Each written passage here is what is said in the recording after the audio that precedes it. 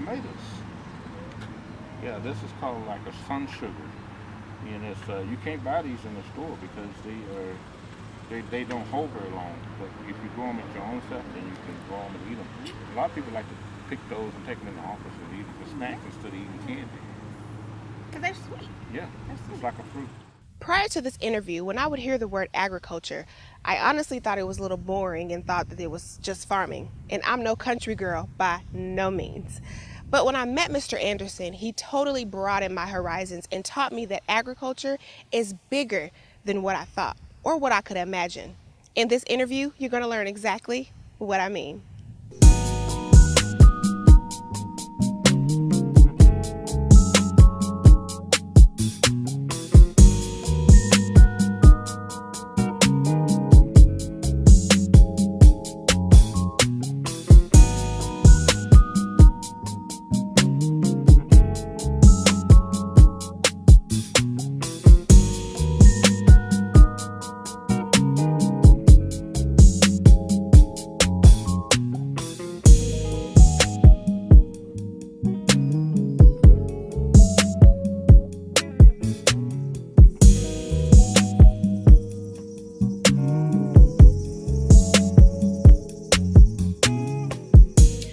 Get into what agriculture really is, tell me what you do for the state of Oklahoma.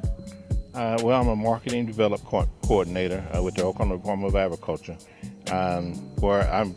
there's different parts of our division, but I work with underserved and minority farmers, and now I'm doing some things with inner city food deserts and things like that. So people of color, minorities, also Native Americans, and also done some stuff with the Hmong growers, Hmongs that live on the east side of our state. Wow, okay. So I remember when we first met, it was a great meeting, by the way, I want to add, you said something very powerful. Why do you think people should care about agriculture? Because I know for me, when I first heard about agriculture, or when I hear it, I'm like, okay, whatever, and just push it off to the side. Why is agriculture important like you said? It's so important. My dad was a farmer all his whole life. He never worked for anybody else. He grew up as a young man and worked with his father-in-law, and they farmed, and he never actually worked a public job. But he always said that everybody got to eat. So that's why agriculture is important.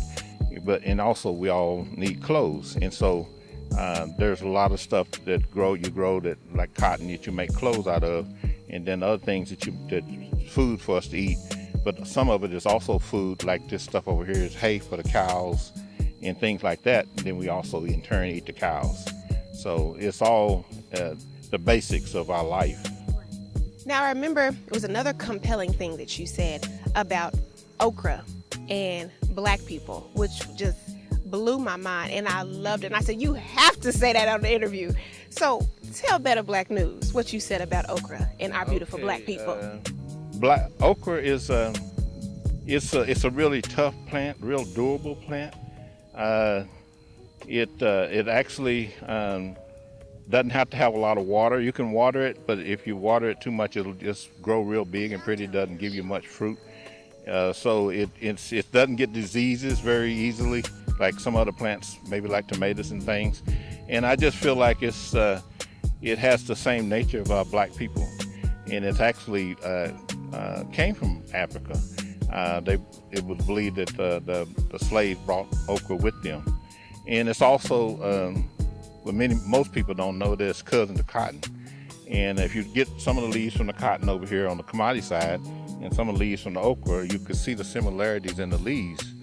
And my personal belief is that when the slaves came to America, they didn't speak English, but they were put in charge to take care of cotton. And so since it was so similar to okra, they took care of it the same way. And when you do that, you're going to get the same results. You're going to get good results because you take care of cotton the same way you do okra. That's amazing. So how do you feel agriculture is amongst black people? Do you feel like we should be more interested in it like we should? Or do you think we're doing a great job of being interested in it? Or how do you feel about that? Well, yeah, we definitely need to get more interested in it. I think There's misconceptions. There's the conception because we were in slavery, and if you look back to the settlements in Oklahoma, all the black towns, they were centered around agriculture because that's what we knew. And we grew cotton. Boley was really big in cotton and raising cotton and stuff. But our parents told us that the hope was the ignorance tick. In other words, get an education to learn something else. But that kind of led to a misconception. And so, because now we veer away from it way too much. And it's not that everybody's going to have to use a hoe, because agriculture has so many support areas. There's so many departments of agriculture, and many people in this building, their jobs is supporting agriculture, but they never come outside or work in a garden.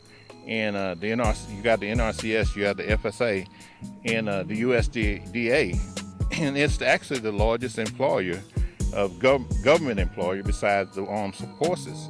And so we are missing out on a lot of opportunities as black people when we don't look at agriculture. And then when you actually get into it and start looking at it, you see the interest of it.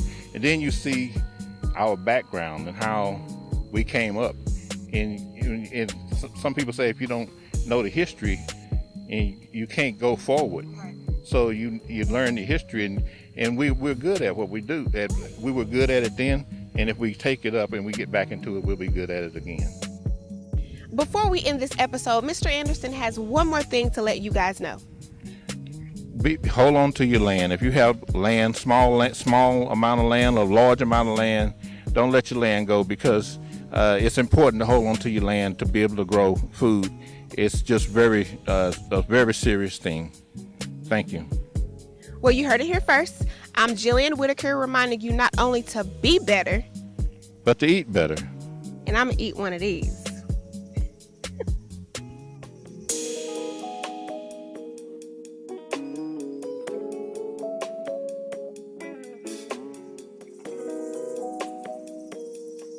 Yonder Music.